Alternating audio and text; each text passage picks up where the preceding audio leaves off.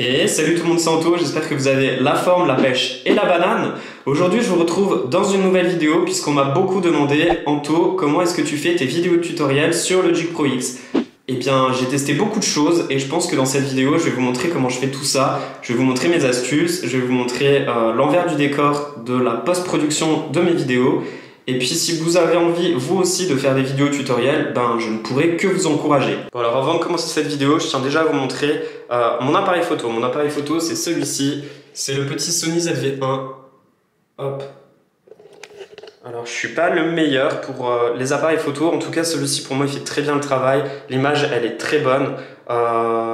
Et voilà, en fait, c'est uniquement pour capturer le flux de mon visage. Elle est carrément mieux que ma webcam de mon ordinateur puisque mon ordinateur est très vieux. Donc voilà, c'est le petit Sony ZV-1 et en même temps l'avantage avec celui-ci c'est que j'ai un petit bouton rouge qui s'allume à chaque fois que j'enregistre, donc je sais que je suis en train d'enregistrer et ça c'est top. Concernant mon matériel, alors c'est super simple, ici j'ai un tout petit trépied sur lequel j'accroche mon Sony ZV-1. Ici j'ai une télévision qui est reliée à mon MacBook qui est très vieux mais qui marche toujours bien même si je peux pas faire de live puisqu'il est très vieux et donc j'arrive pas du tout à synchroniser ma caméra avec l'ordi, donc voilà, c'est super simple. Et puis là j'ai un tout petit micro, c'est pas vraiment le meilleur des micros, je pense que par la suite je vais investir sur un nouveau micro dès que la YouTube Money me le permettra. Et avant de démarrer cette vidéo, eh bien, je tiens à vous faire écouter la démo de Joël Page qui avait gagné la licence du plugin de Baby Audio qui était le Smooth Operator. C'était le petit plugin d'effet d'équalisation, de traitement d'équalisation. Et donc voilà, Joël m'a envoyé sa petite démo qu'il a fait avec le plugin. Eh bien, on va l'écouter ensemble. Alors, je lui ai déjà donné mes feedbacks par mail. Maintenant, eh bien, je tiens aussi à vous la faire écouter. Je la trouve excellente comme musique. Elle a un style très lofi. Donc, c'est parti.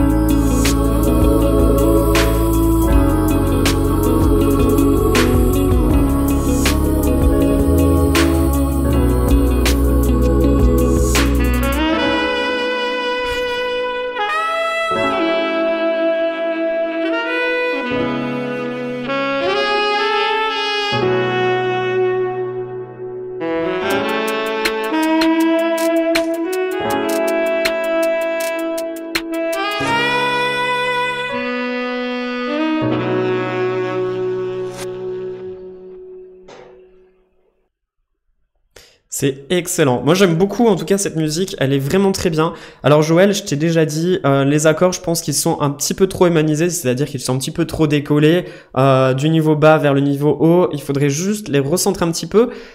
Il y a également des violons, donc les violons, il faut donner un petit aspect un petit peu plus naturel, parce que là, on ressent que le synthé, il est présent.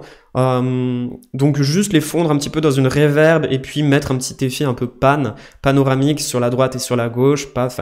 Et je pense que vraiment, après, il y a possibilité d'en faire une super musique en tout cas. J'aime beaucoup les saxos, la voix, la basse aussi. En tout cas, félicitations Joël, elle est excellente ta musique, elle est très bien. Il n'y a plus qu'à la continuer, puisque là je pense que ça doit être une démo, comme elle dure 1 minute 53. En tout cas, n'hésite surtout pas à me renvoyer ta musique. Une fois qu'elle sera terminée, j'adorerais écouter la musique au complet.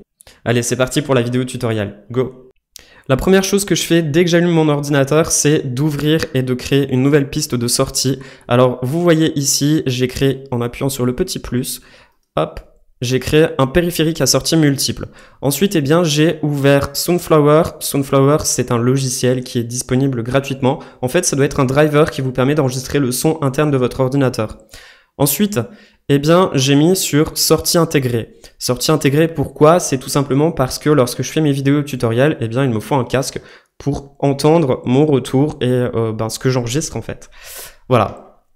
Donc, entendre le son de Logic Pro X. Ensuite, ce que j'ai fait, c'est que j'ai créé une sortie. Donc, j'ai créé un périphérique agrégé ici en utilisant uniquement ma carte son externe qui est la Duo Capture. Voilà, donc pour moi, ça me permettra de pouvoir avoir une stéréo lorsque je ferai le montage sonore. Et ensuite, dans les préférences système de mon Mac, au niveau de la sortie sonore, eh bien, j'utilise le son, je clique dessus et je le mets sur sortie. Ensuite, eh bien, j'ouvre Logic Pro X. Et sur Logic Pro X, au niveau des préférences audio, et sur la sortie audio, eh bien, j'utilise la sortie tuto, celle qui venait en sortie directe par le casque et qui passait par Soundflower. Donc tout d'abord, quel logiciel j'utilise pour enregistrer l'écran de mon ordinateur? Eh bien, j'utilise OBS. OBS, pour moi, c'est une très bonne alternative. C'est un logiciel qui viendra enregistrer l'écran de votre ordinateur, plus la sortie sonore de votre logiciel, notamment Logic Pro X, plus le micro. Alors ça, c'est excellent. En plus, il est gratuit. Et pour moi, il marche très bien. Alors, j'utilise le micro. Ici, vous pouvez voir la sortie micro. Je suis en train d'enregistrer. Donc, je pense que vous pouvez le voir en dessous. Là, j'ai le micro externe et l'audio de bureau. Alors, lorsque je vais appuyer sur une touche de mon clavier, je suis actuellement là sur Logic Pro X, donc vous allez pouvoir voir qu'il détecte du son. Donc, le son est aussi enregistré. Sur mon micro, j'ai mis un filtre, j'ai mis une suppression de bruit. Alors, j'ai appuyé sur ça et puis mis un petit seuil de suppression et j'ai relevé le niveau gain sonore. Comme ça, j'ai un niveau qui est toujours bon au niveau de ma voix. Ensuite, eh bien, si je le descends, vous allez pouvoir voir, voilà, j'ai ma fenêtre de Logic qui est directe ici, et ça, c'est top. Ensuite, sur les préférences de Logic, préférences audio, ce que j'ai mis, eh bien, j'ai mis la sortie audio qui est la sortie tuto, c'était la sortie multiple que j'ai créée, qui passe par Soundflower et qui ressort par une sortie audio. Par une sortie audio, oui, tout simplement, celle de mon casque, pour éviter d'avoir du doublon, donc j'utilise un casque à chaque fois que je fais mes enregistrements. Au niveau de l'entrée audio, eh bien, j'ai mis mon micro là. Ça me sert pas vraiment puisque moi, tout est enregistré avec OBS. Donc voilà, là, maintenant, eh bien, je peux vous montrer. Je vais mettre une petite boucle. Tac, je vais mettre celle-ci. Alors par défaut, vous l'entendez. Moi, j'utilise mon casque. Tac. Et maintenant, eh bien, j'entends le son en stéréo. Il est également enregistré avec OBS. Voilà, on va dire que c'est fait. Ensuite, eh bien, une fois que j'ai terminé de faire cette vidéo, donc de faire mon tutoriel, eh bien, j'appuie sur arrêter l'enregistrement tout simplement. Donc là, j'ai, avec OBS, récupéré uniquement le flux de Logic Pro et le son, plus le son du micro. Alors maintenant, je reprends la suite de cette vidéo avec mon téléphone. Donc, j'ai enlevé ma caméra qui était ici, qui était en train d'enregistrer, là, ici. J'ai sorti ma carte mémoire que j'ai mise directement dans mon ordi et puis j'ai ouvert Final Cut Pro X. Avec Final Cut Pro X, eh bien, je vais pouvoir récupérer l'image de mon image à moi, plus l'écran et le son qui a été enregistré avec OBS. Maintenant, je vais vous montrer comment je fais un peu tout ça. Tac, donc là, je viens de reprendre le téléphone, je viens de le mettre à la place de la caméra pour vous montrer qu'un téléphone fait aussi très bien le travail. Moi, j'avais envie d'une caméra, donc j'avais acheté une caméra. Donc ensuite, une fois que j'ai Final Cut Pro X qui est ouvert, eh bien je vais appuyer sur ce petit bouton là pour importer mon image de mon enregistrement que j'ai fait juste avant. Alors c'était celui-ci, je crois. Non, celle-ci. Tac. Importer. En attendant que ça importe, eh bien on peut se prendre un petit café. Hein. Alors maintenant, eh bien je retourne, donc je peux fermer cette petite fenêtre sur Final Cut Pro X et puis je viens importer maintenant mon image que j'ai enregistré tout à l'heure, clac, je la glisse ici, qui était mon écran d'ordi. Donc, une fois que j'ai récupéré mes plans, hop, eh bien, je les retrouve tout en bas. Donc, j'ai celui-ci, et puis mon écran du dessous. Eh bien, je sélectionne les deux en appuyant sur commande, et puis j'appuie sur contrôle, tout simplement, et je fais synchroniser les plans. Là, j'écris plan synchro. Plan synchro.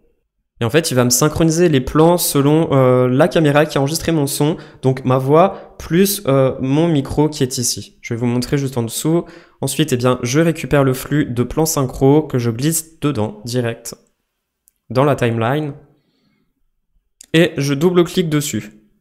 Voilà, donc là, je me retrouve avec mon image d'ordinateur, plus tout ce que j'ai enregistré avec ma caméra juste en dessous.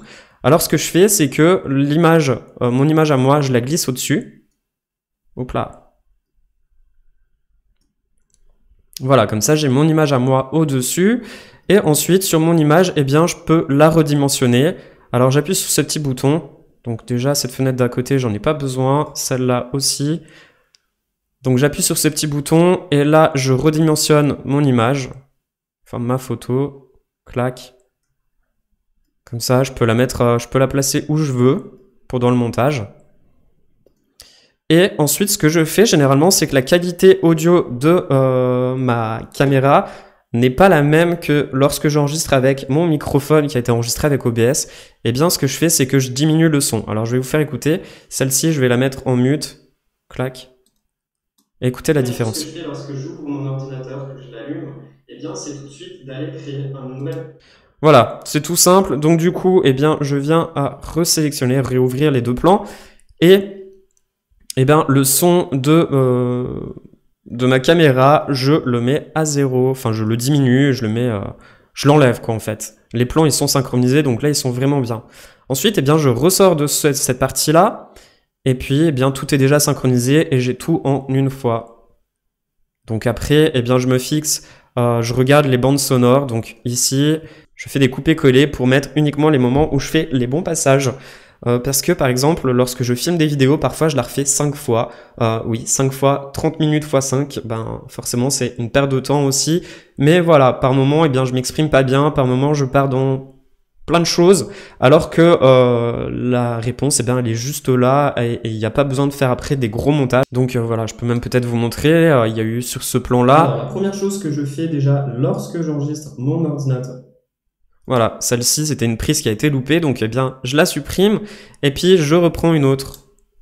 La première chose que je fais lorsque je fais mes tutoriels, et lorsque j'ouvre mon ordinateur... La première chose que je fais lorsque j'ouvre mon ordinateur, que je l'allume, eh bien, c'est tout de suite d'aller créer une nouvelle piste. Donc ensuite, eh bien, ce que je fais, une fois que j'ai exporté ma vidéo, eh bien, je la remets ici, je l'ouvre comme si je la mettais en mode lecture. Les prises, eh bien, je les fais en plusieurs fois. Je les fais en une fois avec une tonalité de voix un petit peu plus basse, une autre fois avec une tonalité un petit peu plus haute. Et parfois, eh bien, je m'exprime pas très bien, donc je préfère, à la place de faire des coupés-collés, eh bien, la refaire plusieurs fois. Et il m'arrive parfois de refaire les prises au moins 15 fois, 20 fois, jusqu'à ce que j'ai la bonne. Oui. Donc, une fois que j'ai ma photo ici, eh bien, ce que je fais, c'est que je fais une capture d'écran. J'appuie sur commande majuscule et 4. Tac, je viens sélectionner ma photo.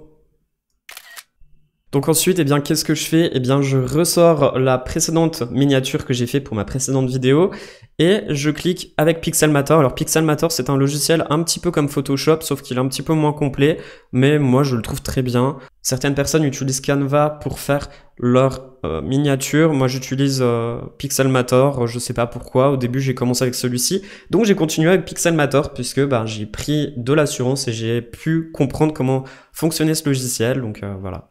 Pour moi, il marche très bien. Et sur Pixelmator, eh bien, ce que je fais généralement, c'est que j'active. Donc, je fais afficher les calques. Donc là, j'ai tous mes calques sur le côté. Les effets qui sont ici. Et puis, voilà. Donc, moi, je mets généralement ma fenêtre comme ça. Alors, vous n'allez pas voir mon truc là. Donc, je le mets généralement comme ça. Donc, ici, j'ai mes outils, là j'ai mon navigateur d'effets et là à côté j'ai mes calques. Et sur mon écran du dessous, eh bien j'ai ma photo qui est ici. Alors j'enlève le calque, j'enlève tout, enfin je mets en mute. Et puis j'importe ma petite capture d'écran que j'ai fait juste avant. Voilà, je la centre. Ce que je fais, c'est que je vais dézoomer un peu. Voilà. Et ensuite, eh bien, je l'étire comme ça. Une fois que j'ai cette image qui est faite et qui est placée, eh bien je fais OK. Je rezoome un peu dessus et j'utilise ce petit outil. Je me sélectionne mon visage un peu partout. Et lorsque je l'ai fait en gros, eh bien j'appuie sur le petit Alt pour enlever un petit peu tout ce qui a été fait en trop gros, notamment ça aussi. Là, je vais appuyer sur majuscule pour remettre la main. Voilà, donc là je pense que je suis bon, je suis un peu détouré de partout. Donc ce que je fais, c'est que je fais un copier-coller, pomme V. Tac, ensuite, ah, ma moustache, non. Voilà, donc là je reviens sur ma souris. Et ici, j'ai mon visage. Donc derrière, eh bien, ce que je fais généralement, c'est que j'applique un effet, afficher les effets. Et j'utilise, je crois que ça doit être l'effet teinte sur le calque, donc sur le fond. Et puis je désature. Comme ça enlève un peu de couleur. Et puis après, je peux m'éclater à tourner un peu les boutons. Comme ça, j'ai des autres couleurs. Je vais remonter un peu la saturation. Je vais changer la couleur. Tiens, je vais la mettre bleue. Ok. Voilà, ensuite, eh bien, sur moi, sur mon calque, alors si j'enlève, si je désactive mon calque, là, forcément, je suis tout bleu. Donc, ce que je fais, c'est que je fais style, je clique sur style, et ici, eh bien, j'ajoute une ombre sur l'arrière de mon image. Là, je mets tout en noir. Allez, je le mets direct à 100. Ok, comme ça, j'ai un... Voilà, donc comme ça, j'ai un fond qui a été détouré. Et après, eh bien, je peux réutiliser la gomme pour supprimer un peu, parce que là, vous voyez les contours de mes cheveux. J'ai les cheveux bouclés, donc forcément, c'est pas toujours facile de faire du détourage autour. Plutôt bien. Ah, j'ai plus de batterie sur mon téléphone. Donc voilà, ensuite, eh bien, je reviens sur la petite souris, et puis je réactive ça, et je réactive ça. Ce filtre. Donc, là... le fond, donc ce fond qui est en bleu, je le mets tout en dessous. Comme ça, il y a tout qui ressort super bien. Et ensuite, eh bien, Ultrabit, je vais l'activer et je vais écrire. Tac, je vais modifier ce que j'avais écrit.